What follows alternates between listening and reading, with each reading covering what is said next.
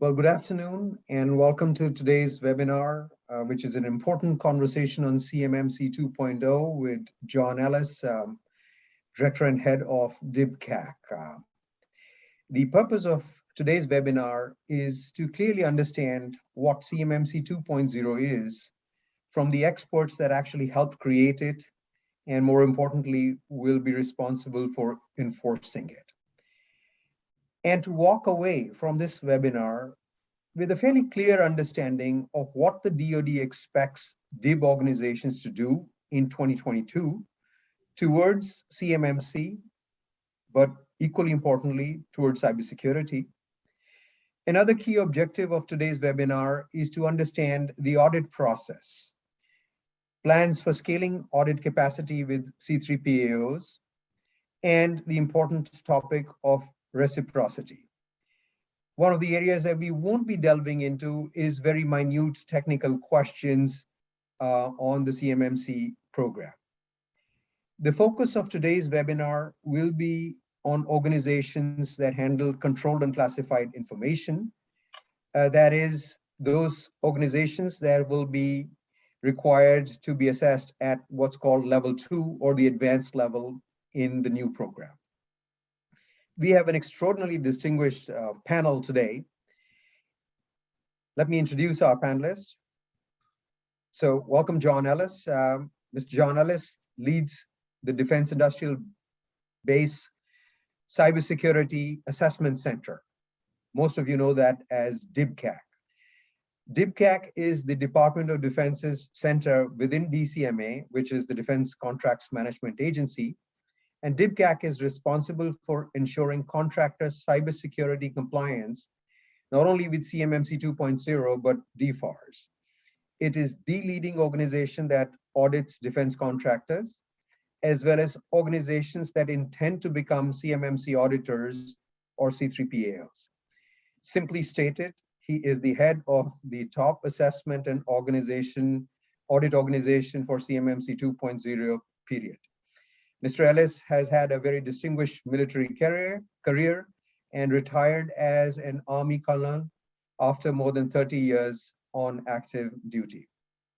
It's also my privilege to welcome Lieutenant General Ed Cardon. He's a retired 3-star general who served with distinction for over 36 years in the United States Army, both domestically and internationally. What I particularly respect about General Cardon is that he was commander of one of the Army's premier infantry fighting divisions, but equally importantly, he was the commander of the US Army Cyber Command. And I enjoy knowing that when he relinquished his Cyber Command, he relinquished it to General Nakasone, who's current US Cyber Commander and NSA Chief. So welcome, John, and welcome, General Cardon. So let me start by just giving you the very simple facts. As most of you are familiar, the CMMC 2.0 program has been launched. It brings forth some very welcome simplifications. It reduces the levels from 5 to 3. For the purpose of this program, our focus will be on level 2, which is the so-called advanced level. It applies to about 80,000 companies that handled controlled and classified information. The level 2 will now be squarely aligned with the 110 NIST 800-171 controls. And what is now level 2 used to be level 3 in the old CMMC program. And to be squarely aligned with NIST 800-171 controls, it has basically eliminated 20 CMMC specific controls that were in the CMMC prior program at level 3. The new changes also contemplate limited time, and I underscore limited time, programs of actions and milestones. And organizations that are falling under prioritized acquisitions will require an independent third-party assessment. As we understand it, organizations that handle CUI, but for non-prioritized acquisitions, will require self-assessment. There's a 9 to 24 month rulemaking period. and existing DFARS requirements remain in force. So that's a quick summary, and we'll delve deeper into this as we take our conversation further. But before we start, it's helpful to start with why are we undertaking this significant effort? And surely it is a significant undertaking, both from the government as well as the DIB. Cmmc often gets to be perceived as a compliance program, which indeed it is, but one that will just deliver a certificate to business with the Department of Defense. But it's really all about preparing the DIB to protect against nation state and criminal adversaries. And the distinction is important because if the mindset of practitioners is to simply seek a compliance certificate, there may be a tendency to accomplish that at the expense of improvements in cybersecurity, which negates the very purpose of the program. So let's start by asking General Cardon for his perspectives on the threat landscape. General, share with us what you feel is the threat landscape and how do you see it evolve? Thanks, Sanjeev, and good to see you again, John. So first, I'll divide these up into two parts. First, we have our nation state actors. They're still quite active. Many of you know well the tremendous intellectual theft by China that's been well written about in the trillions of dollars, and especially in the defense space. And the other, of course, is Russia, which most recently with SolarWinds, it's pretty clear to see who they're targeting. The new players on this space are ransomware, and I think General Nakasone laid this out quite well this past weekend at the Reagan Forum, where he said now ransomware is now having national security concerns. So when you add all three of those against the entire cycle of acquisition, research and development, the programs themselves, and the sustainment through parts to include the software supply chain, the landscape is significant. So in August of 2018, MITRE released a report called Deliver Uncompromised. And that's really what kind of started the road down CMMC.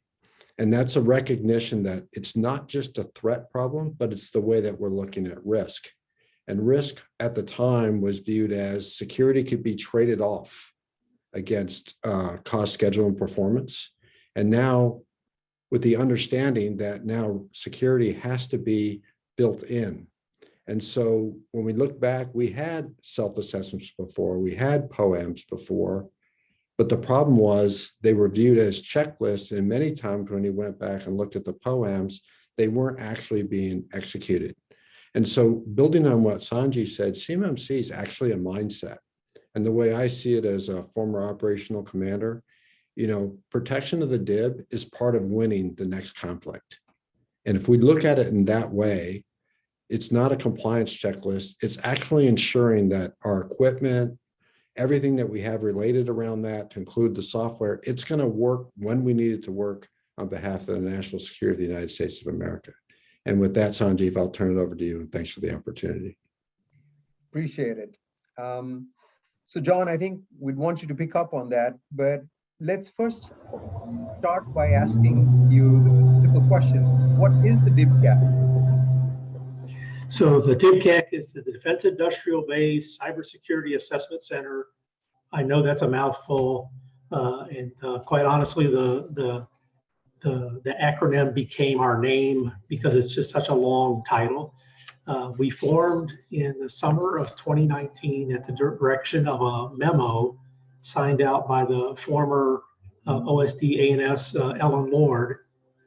In February of 2019, she basically directed the department to go figure out how to do assessments, put the finger in the chest of DCMA and told us to go make it happen. For the reasons that General Cardon had mentioned earlier, the threat is knocking on our door every single day, 24/7, 365. Every one of you out there have somebody standing at your front door looking for a way to get in. This threat has been around for many years. It's going to continue into the future. Assessments were not being done prior to us standing up because, quite honestly, the department had to figure out how they wanted to tackle this very important mission. And then, so in February of 19, the direction was given. A center was eventually formed in about 90 days, not exaggerating a bit. and assessments followed suit shortly afterwards, reaching out to the defense industrial base, working with primarily the big companies initially, because as you guys all know, they have a lot of knowledge, a lot of expertise, and we applied that in how we refine the assessment methodology and move forward. The DIBCAC is a center under one of our directorates at DCMA. In addition to conducting assessments, both of C3 PAOs and of conducting assessments of the DIB itself, we also train assessors from all the other services and agencies so that we can have a degree of consistency throughout the department in how we approach this assessment mission space. It's important to note, before we started working some of this way back in way back being a cyber relative way back, nobody was actually doing these sorts of things. Not of the defense industrial base, not to the extent that we now perform these assessments. So the DIBCAC is here to stay. We're going to be part of the landscape going forward, and we look forward to working with the DIB. Thanks very much for that introduction, John. Let's move now to CMMC 2.0. I gave a very brief synopsis of the key elements of CMMC 2.0, but you've been instrumental in really drafting and creating CMMC 2.0. May I ask you, for level 2.0, what are the important elements from your vantage point? So really the big difference with 2.0 and particularly what we now call level 2, formerly level 3, is we took all of the inputs from the previous baseline, and many of you have heard there was 800 plus comments from the previous interim rule. We actually applied all of those as we were going through our calculus to come up with what a refined baseline needed to look like. Central to all of the discussion was the fact that NIST 800-171, which is the standard in current contracts today, was also at the core of CMMC 1.0, and it's also at the core of CMMC 2.0. And we built around that because the baseline, to be blunt, was not being very well implemented across the DIB. I know many of you have heard or have read in articles recently, of how many companies, in excess of 75%, that were assessed by the DIBCAC had not fully implemented all 110 requirements on the assessments conducted to date. That's significant. Why is that significant? Because under under CMMC 1.0, if you recall, there was no POAM mechanism. You had to achieve full compliance to get your certification. And applying the fact that so many companies were failing to meet mission requirements, we were not going to have as much as 80% of the DIB eligible to do work on defense contracts. So we took the comments that were previously submitted, we took the data that we had in hand, and we started looking at how could we refine and simplify the assessment process going forward. So we focused on NIST 800-171 under the level 2 assessments, as opposed to the additional CMMC requirements. Now, I want to make sure everybody understands those requirements are not going away. They're going to be passed over to NIST for inclusion in future revisions of NIST 800-171. That's where technical requirements belong anyway. If you're going to have a technical baseline, put them in the technical standards baseline itself, as opposed to introducing them in a secondary program. Also, we're going to entertain the use of POAMs. As previously mentioned, POAMs are going to be different than they are today. Today, under the 7012 clause, companies can be compliant by just simply having an SSP and POAMs for any items not fully implemented. The issue there is there's no incentive to close the POAMs. So companies are leaving POAMs in place far too long. So we need to do something about that. Under the CMMC 2.0 construct, POAMs are going to be good for 180 days, and there will be, and it has not been fully codified yet, but there will be a minimum acceptable baseline of implementation of the existing 110 requirements. For those of you that are familiar with the DoD assessment methodology, we're going to use that scoring criteria to come up with a minimum score and set of requirements that must be implemented to form that sort of minimal acceptable baseline to allow a POAM to go forward. POAMs have a shelf life. At the end of 180 days, if a company is not fully compliant, they will be subject to all of the repercussions that contracting officers have at their disposal. All of that is being codified at this point in time, and it's meant to be an incentive for companies to get fully implemented. The other question that has come up is dealing with self-attestation and third-party assessments of level 2. And quite honestly, we refer to that as bifurcation.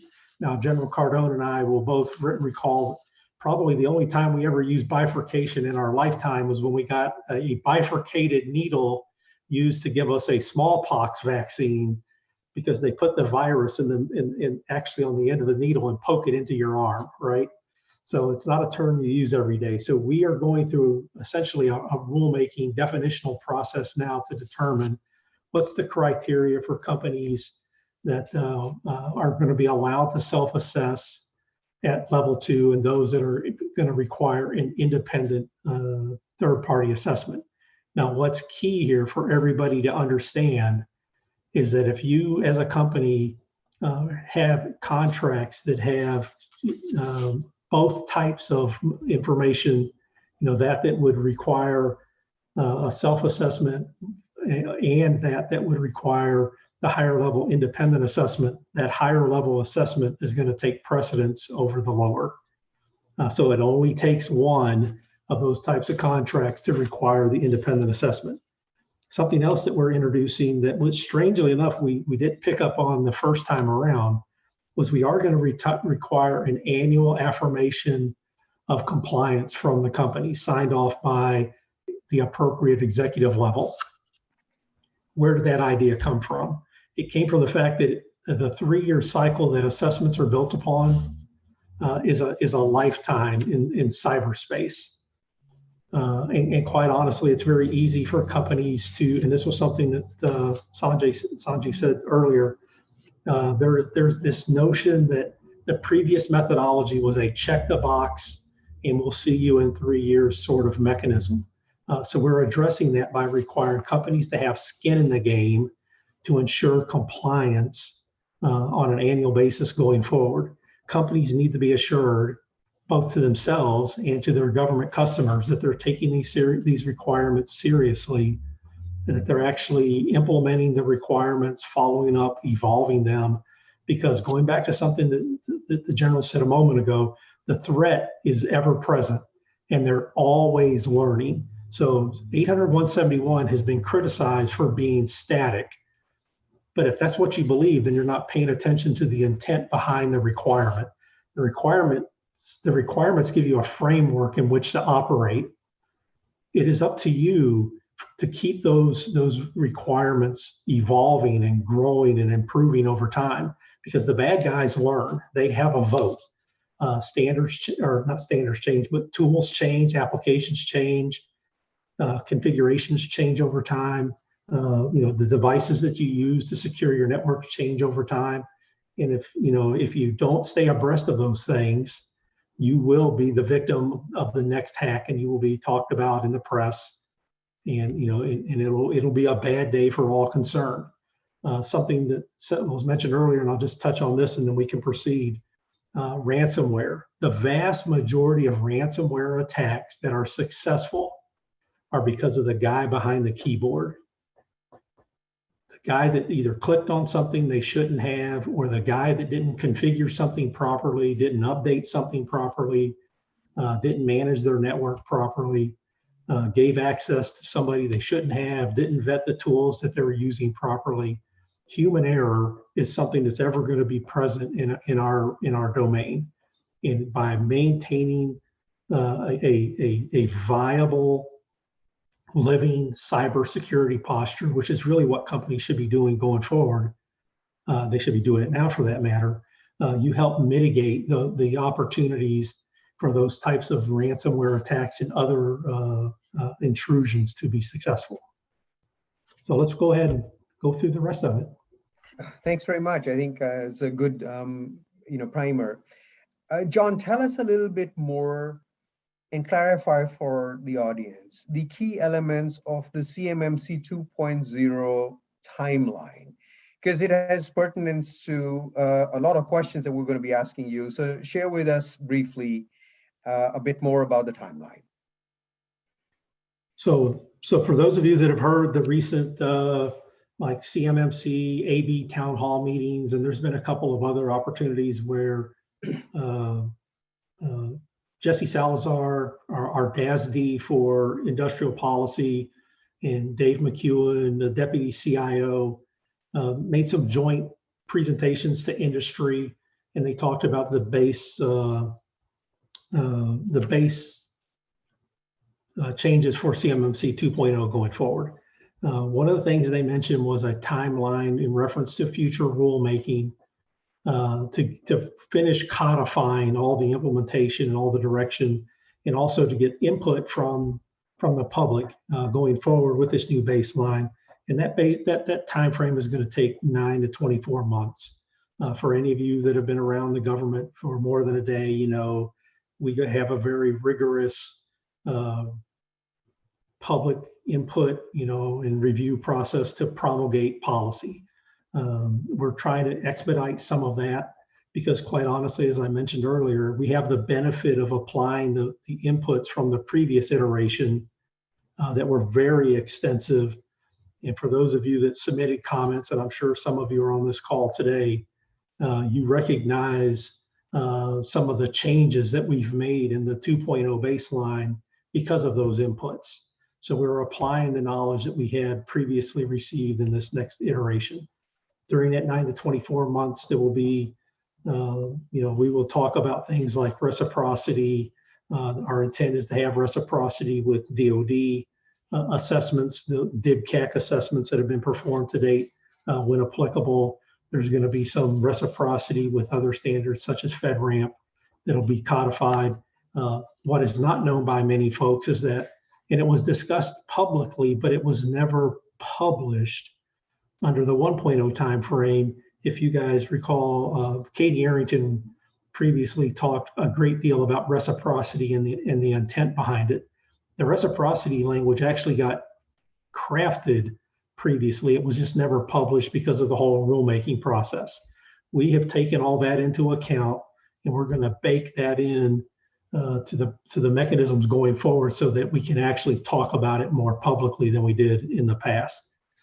Because obviously reciprocity does matter. Other key to the particular 2.0 timeline, and there's a couple things, and it's not been locked in stone quite yet, but we did take a pause on conducting any C3 PAO assessments that were in the queue, because if we're changing baselines, we need to change the baseline documentation and the methodology accordingly, so that we're not wasting companies' times, and quite honestly, not wasting the time of the assessors looking at things that we're no longer going to be looking at. So there has been a slight pause while we get the 2.0 documentation hammered out. Then we will begin conducting those C3 PAO assessments likely next month, so after the holidays. There's also been some discussion, I'm sure many of you have heard this, where the CMMC program office has mentioned the term that we may have voluntary assessments in the interim between when from the announcement last month to when 2.0 is fully codified. There may be some voluntary assessments. As many of you recall, there were pilot assessments associated with CMMC 1.0. I do not expect to see those pilot assessments continue, particularly under a 1.0 framework. Under a 2.0 framework, there could be some yet to be determined programs that go through a voluntary CMMC 2.0 assessment, reaching out to a C3 PAO, going through the process. But folks should not expect to see 2.0 requirements in contracts until we get through the rulemaking process. Thanks, John. So fully understanding the dual needs for security, the process needs to go through its timeline. But often what it ends up is that many in the DIB perceive that the rulemaking timeline is in essence the equivalent of exams have been postponed. We really don't need to do anything till it's all finalized. How would you respond to that? Well, I've got a very direct, short, sweet response to that. Today, you're responsible to fully implement 800-171 under the 7012 clause. It's the same clause or the same standard that's at the core of CMMC 2.0. Don't wait, run to getting it fully implemented. Now, I want to point something out that I really want to make sure folks understand. Today, there is a requirement under what we call the 7019 clause for companies to self-assess and load your scores into SPURS. That requirement exists today. It's the same standard today as we're going to have tomorrow with NIST. Companies, please take those self-assessments seriously for two reasons. One, you don't want to be on the wrong end of a discussion with the government if you claim that you're doing something that you are not. For example, if you basically say you're implementing all the requirements, an incident occurs, a follow-up assessment takes place based on the government's discretion, you're found not to be doing the things that you claim that you are doing, that's probably going to have a pretty bad outcome on your behalf. I don't tell you this to threaten you, but it is contractually required that, if you exercise what you're supposed to do in good faith. Second, when you do that, you're only fooling yourself. And you're giving yourself a false sense of security that you've met all the requirements. You're not taking this seriously. And quite honestly, your own information is at risk as well as the government's information. So the bottom line is take what you're supposed to do seriously. You don't need to wait to take the test, because here's the reality. You know what the questions are on the test. You know how the test is going to be graded. Go ahead and take the test. Go ahead and get fully implemented.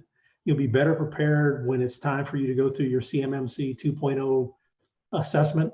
And in the interim, you'll be better postured to protect the information, yours and the government's, that resides within your networks and systems. John, you mentioned a bit about, enforcement. Could you shed a little bit more light on, as companies say, okay, I heard what John said, but I'm still, going to sit on the sidelines. Yet we're hearing from various sources about, both the intent at your end to enforce and this new area, which is the false claims rules enacted by the Department of Justice. Could you shed some light on how is it that you intend to, prosecute enforcement in these areas? Sure. So a couple things just to point out.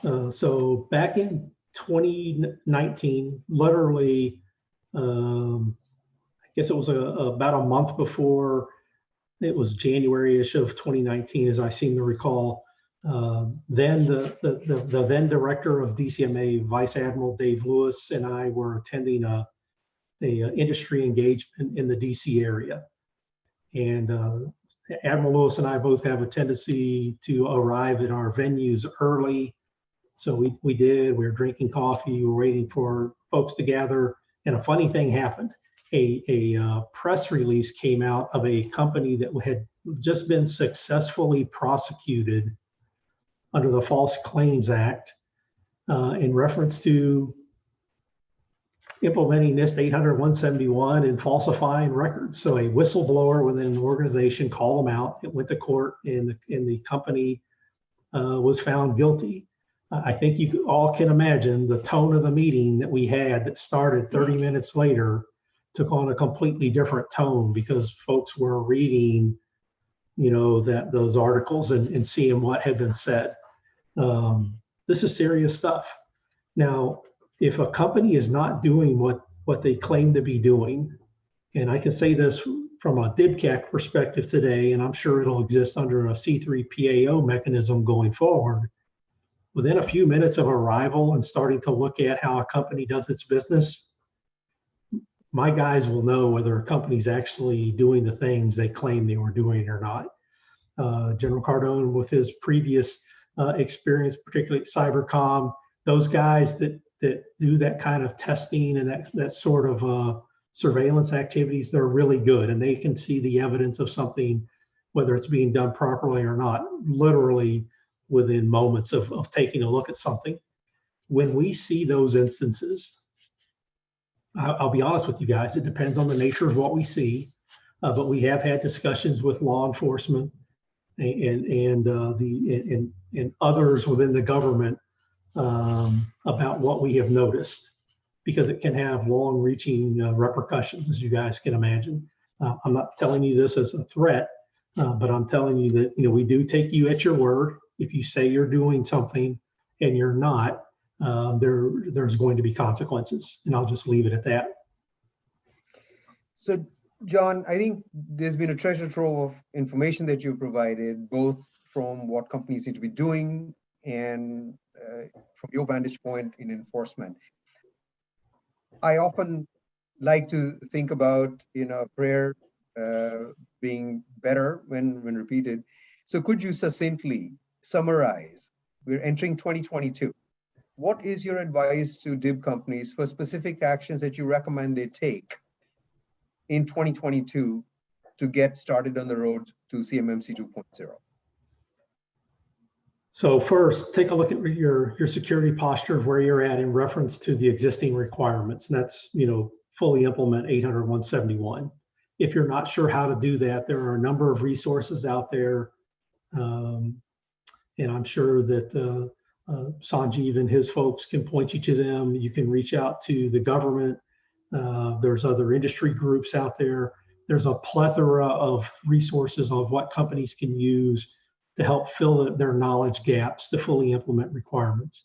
And I'm not here as a salesperson by any stretch of the imagination. There are also consultants that are out there, particularly within the CMMC ecosystem, that can help companies understand how to implement and document requirements and implementation plans going forward. You don't need to wait. And if you're waiting, you're wrong, because you really are putting yourself at risk by not implementing the requirements that, oh, by the way, they're in your contracts you agreed to today. And waiting for a future requirement, you're just setting yourself up for failure. Well, that's much appreciated. So let's move now towards the audit process, which is what you guys do at DIBCAC every day of the week. So from the vantage point of a DIB company that's unfamiliar with audits, what are the key elements of an audit? How would you advise them to think about getting prepared? And a second and important element of it is, are you looking for a check the box mentality for an organization to meet compliance? Or are you looking at it in a more holistic manner where, in essence, you expect them to meet the requirements, but in a manner that is fundamentally rooted in the security of the CUI? So I like the way you asked that question, because it becomes one of those almost Captain Obvious responses. So we do not look at just a checking of the box. We look for a holistic implementation and an understanding of the requirement. And the term that I use with my folks all the time, and some of them get a kick out of it and some of them don't, we look to see if folks are eating their own dog food. Are they following their own processes? Are they keeping those processes and practices updated, current? And can they demonstrate that they're actually following through? Much of that is in terms of documentation and revisions and configuration management and all the things you're hoping that a mature organization would have to fully, and when I say fully implement a particular requirement. So that's what we focus on. So let me back up just a little bit and talk about the overall assessment process. It's a timeline event. And it'll be a very similar construct under when C3 PAOs are conducting assessments under CMMC. There is a pre-coordination activity where both sides, the assessment team and the company, talk about needs for the assessment, documentation needed, access sorts of activities that may be needed, understanding a company's environment in terms of their network topology and architectures and the way they operate. No two companies does anything the same, so there's a large variability in how the defense industrial base implements these various requirements. So there's a pre-coordination activity that usually occurs 30 days to 45 days in advance of an assessment, where a lot of that logistics and administrivia gets talked about. Closer to the assessment, there may be a follow-up session depending on any artifacts that were requested in advance, any special needs that may be needed to accommodate both the assessment and the government team, because let's face it, things happen. For the last year and a half, we've been dealing in a largely virtual environment because of COVID impacts, and it caused us to change some of our mechanisms. Prior to COVID, we would never ask a company to send us their system security plan in advance. We would wait to see it on site. Obviously, a very sensitive document. And if you have an SSP, particularly if there are POAMs associated with it, you essentially have the keys to the kingdom, so to speak, because you know where a company may have shortcomings in their network security posture. So prior to COVID, we were reluctant to take those documents and put them at risk. When COVID came along, we had to come up with secure mechanisms to exchange information in a virtual environment to continue our assessment methodologies. We're continuing to use those mechanisms today to protect both the companies and our assessment workforce. So 30 to 45 days out, you have a big pre-coordination meeting. You may have some touch points between when the assessment actually takes place. We'll go around what an assessment looks like if, in the before times, not during the virtual times. Typically, the assessment team would show up on a Monday. There'd be an in-brief, sort of a go through the network topology, understand the documentation. Oh, by the way, and I say this somewhat jokingly, companies, you really ought to read your documentation, because my guys will read your documentation and they will ask you questions. I've seen many of an assessment where folks on the company side were not as familiar with their policies as we were after we did our reviews. Probably not the way you want to start an assessment, just saying. However, the assessment is a very open kimono, very cordial process. The DIBCAC is not there as a gotcha. The C3 PAOs in the future will not be there as a gotcha. We are there to ensure that you're implementing the requirements per the assessment guide. Right now we have 800-171 alpha, the assessment guide that goes with the 171. As I mentioned earlier, we're telling you, we give you all the questions, and then we literally tell you how we're going to grade your homework. No mystery. It'll be the same thing with the C3 PAO mechanisms going forward. You're going to have the criteria. You're going to know what you're going to be graded against. And quite honestly, you should self-assess before we ever show up on your doorstep, so that you know exactly where you stand. And then what the assessment essentially turns into is a confirmation of what you knew or what you thought you knew. I will tell you honestly, in the assessments that the DIBCAC has performed to date, most companies, and I mean that, most companies actually grade themselves harder than they should on some things. We have found that they grade themselves harder than they're actually meeting requirements, and they didn't give themselves credit for it. But after sitting down with our guys, when the assessment was actually conducted, they realized they were actually more compliant than they thought they were. That's refreshing. Only in a couple of instances where I can recall where our company said, "We're awesome," and then 5 minutes later we said, "Well, no, not really." So the assessment can take as long as a week. It's really dependent on how well prepared a company is, how well a company knows where all of its policies are, having available personnel, demonstrating that, the capabilities that are required as part of the assessment. At the conclusion of the each day is a hot wash for anything, discussing with the company and the government assessment team in terms of anything that's missing, anything yet to be done, anything that's not clearly understood. The end of the week is an outbrief. Company's preliminary score is shared with them right there on the spot. This is where we think you are today. There's a typical 30-day reclama period afterwards. Then final reports get written, sent to the company, and retained by the government, and scores entered into SPURS. It's a very basic assessment process. It's very similar to any other audit and assessment companies are familiar with. No huge surprises there, but I can't foot stomp enough. Don't wait for us to show up. You can do all these things yourselves, or you can bring, others in to help you do these things, because it's all out there in how we conduct these activities. There's no mystery to any of it. Well, thanks, John. So what I particularly appreciate over here is you're re-emphasizing that you're looking at a holistic approach towards the implementation of the controls. And this is something that we learned as one of our customers went for a DIBCAC high audit this summer. While you may say it's not a stressful process, it was very stressful for us. But at the end, the client came with an extraordinarily high score of meeting 109 out of 110, which takes me to an important question that we have on the topic of reciprocity. This customer went through a DIBCAC audit and has met, fundamentally 109 out of 110 with perhaps one poem. CMMC level 2 advanced requires, 110, NIST 800 to be met.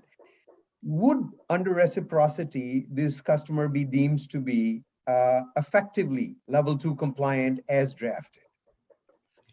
So the expectation in all likelihood is yes. As I mentioned earlier, we're still codifying some of that reciprocity language that we did not successfully get to publish under the 1.0 baseline. We're applying those lessons learned now so we can do a better job of it under the 2.0 baseline. But the intent in that scenario would be yes. So, for example, the DIBCAC has performed in excess of 220 assessments over the last couple of years. And those assessments are good for a 3-year cycle. Just like under CMMC, the major assessment is good for a 3-year cycle. So in theory, if 2.0 requirements popped tomorrow, those companies that had been previously assessed, if they met the other, the POAM requirements, the things that we talked about earlier, then the reciprocity would be granted, and they would be grandfathered credit in that regard. So that is our intent, and we're working through the final nuances of documenting that. Now, keep in mind the other thing is we started conducting assessments in summer of 19. Those initial assessments are coming due the summer of 22. So either those companies will undergo a voluntary CMMC assessment, just talking from an academic perspective, or they will undergo a second DIBCAC assessment. All that is in the pre-planning stages right now, and we'll be working with those companies shortly after we return from the holidays to start some of those discussions as well. But the intent is to have that reciprocity baked in and communicated as part of what we're doing going forward with the 2.0 baseline. So John, any other topics that you'd like to cover on reciprocity? What are some of the other areas that you're looking at for the grant of reciprocity?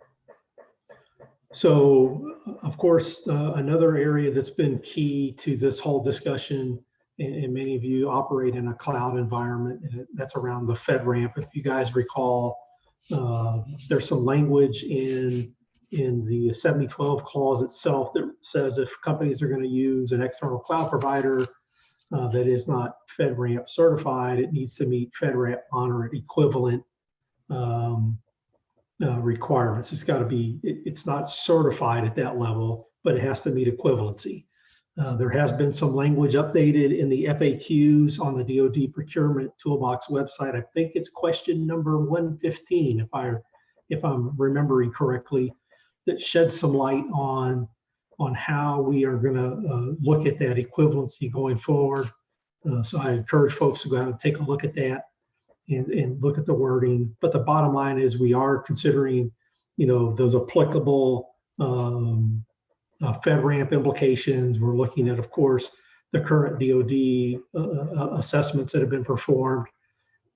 To be blunt, we also have a few C3PAOs that we assessed under the 1.0 schema. There would be some degree of reciprocity for them internal to the the AB C3PAO ecosystem, and all of that is being codified as we speak. But that is the expectation to align those practices, because quite honestly, we don't want to quote unquote double tap anybody. But then again, we got to make sure that when we have those reciprocity mechanisms, that we cover our bases, and it's not a get out of jail free card. Because keep in mind, if you're implementing a cloud environment, just using that as a simplistic example, you have to use it properly to get the derived benefits from it.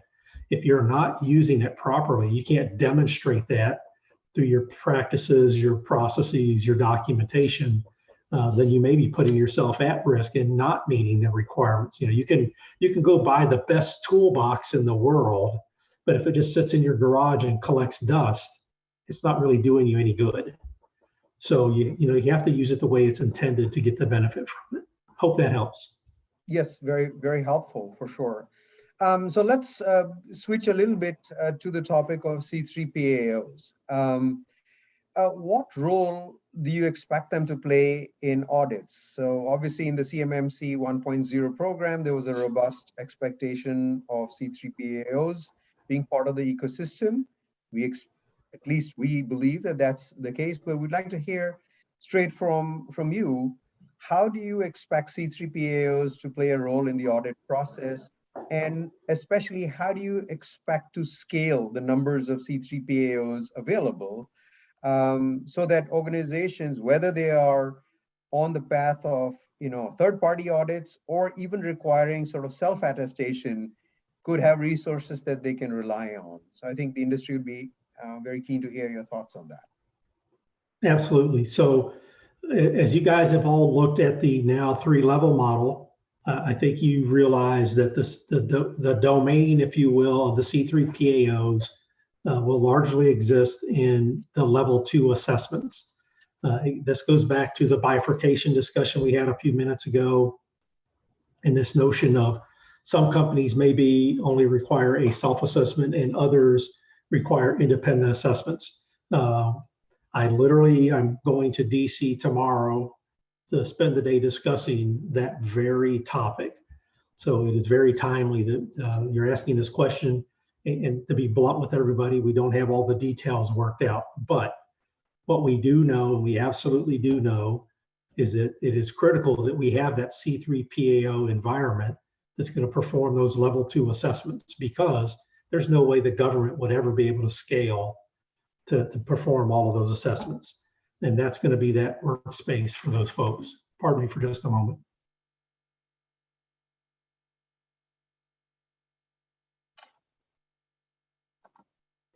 Didn't want to cough in anybody's ear. Now, under the previous model, you guys do recall, under the 5-level model, level 1, which handles FCI, that federal contract information, there was going to be a level 1 assessment led by certified level 1 assessors. There were going to be level 3 assessments, and there were going to be C3POs conducting level 5 assessments. 2 and 4, you notice I don't mention, because 2 and 4 really were not intended to be placed on contract. They were bridging levels to get from 1 to 3 and to get from 3 to 5. So not going to focus on those guys at all.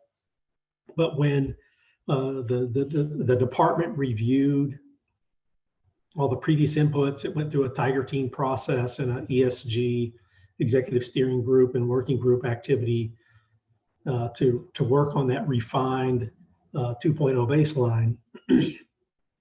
There was we looked at the cost associated with some of those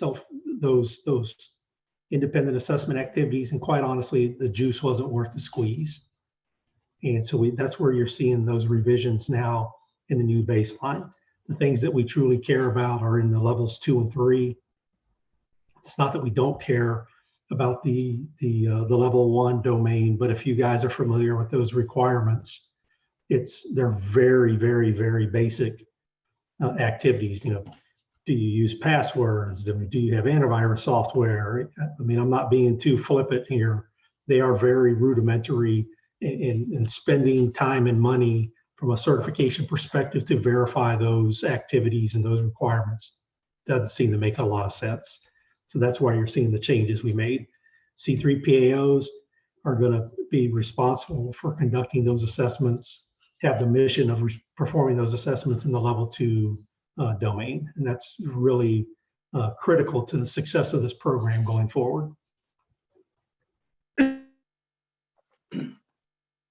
So John, when I kind of start thinking about summarizing our conversation over here, you know, you've made the case for organizations to get moving because NIST 800-110 is already part of the contract. So as a pragmatic, you know, perspective, here's what we think is the summary of what you're saying, that if you are an executive leading a DIB company, it is paramount that you start implementing seriously the NIST 800-110 controls. I may be putting words in your mouth, so please tell me if I am, but you're suggesting that you use resources that are available to essentially gain confidence that the NIST 800-110 implementations that you're doing, the policies and procedures that you're putting in place to demonstrate compliance with it, you're working with some professionals to be able to both ascertain for yourself that what you're putting into place will pass muster for both self-assessment and eventual audits. And that's a pragmatic, you know, way to approach 2022. Am I misreading anything? Am I misinterpreting anything that you have said? No, I think you've got it right. I would just add one caveat. If you don't have the in-house expertise to perform these self-assessments yourself to better understand where you're at, then go find some help, as you mentioned. That's exactly right. I'm sitting here in my home office today for this discussion. I turned everything off so you guys wouldn't have to hear fans running, and you know, my home server sits over here to my left. With the exception of, you know, separation of duties and a couple minor nuances, I can fully implement 800-171 in my small home office environment. Now, I can't be more than one person, so separation of duties gets a little complicated. My wife would argue that I'm a split mind on many things anyway, but we won't get into that. But at the end of the day, the requirements that are contained in 800-171 are the basic fundamentals that any company should be performing, just being connected to the internet. There is nothing hard in those requirements. Now, granted, multi-factor authentication gets complex in larger organizations. Policies that, you know, the more people you have, the more moving parts, granted. There's a degree of complexity and documentation and paperwork and follow through, you know, administrivia comes with it. But if you truly understand the requirements, and if you haven't looked at NIST 800-171, please go look at it. It ain't that hard, ladies and gentlemen. It's not. Now, you notice we didn't talk about level 5 today, what used to be level 5, which is now level 3. We didn't talk about NIST 800-172. There's a little more beefier stuff over there. You know, that where you're dealing with the concerns about advanced persistent threats and some of the more serious vectors that General Cardon mentioned earlier. In that world, you know, if you don't have the in-house expertise, well, you're probably not supposed to be doing that work anyway, but that's another discussion. But to your point, If you don't know, go find somebody that does, help you have that degree of assurance so that when it's your time to go through the assessments process, you are as ready as you can be. Well, I appreciate very much the time that you have taken. My very last question for both of you, General and John, is how do you think about zero trust principles, and do you have any recommendations that as organizations deal with implementing NIST 800, 171, etc., any recommendations for incorporating technologies and processes that are deemed and rooted in zero trust? Thanks, Sanjeev. So for zero trust, this idea, and this is coming from my offensive experience, is, given enough time and resources, any network can be hacked. So using a principle of zero trust helps mitigate the damage that can result from that. That said, 800, 171s can mitigate a lot of attacks. But, if you want to go to the next level, implementation of zero trust principles, which there's a lot underneath that. There's not a zero trust, it's principles. And so, between authentication, segmentation, encryption, monitoring, that all has to be there. It's just a different piece of it. And there's a lot of congruency between 800, 171 and zero trust principles. Hey, sir, if I could add, you guys should all listen very closely to what General Cardon just said about zero trust. It is, you don't go buy it. It's not something you go buy, buy a can of zero trust, open it up, and you're good to go. It's a culture, it's a mindset, it's a way of thinking, and it's a way of practicing cybersecurity to ensure that you mitigate and minimize the attack surface, because no network is infallible. The only infallible network is the one that's completely separated from the interwebs. It has no connectivity, and heck, you don't even turn it on or take it out of the box. We all know of very interesting things that can be done, even in a sneaker net world, that can be done by somebody walking through with the right device in their pocket. We don't need to get into any of that.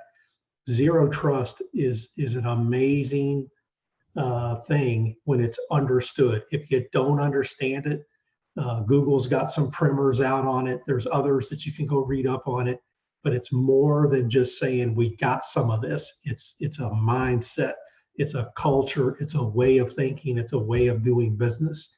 And when it's successfully implemented, it definitely lowers the attack surface to our adversaries.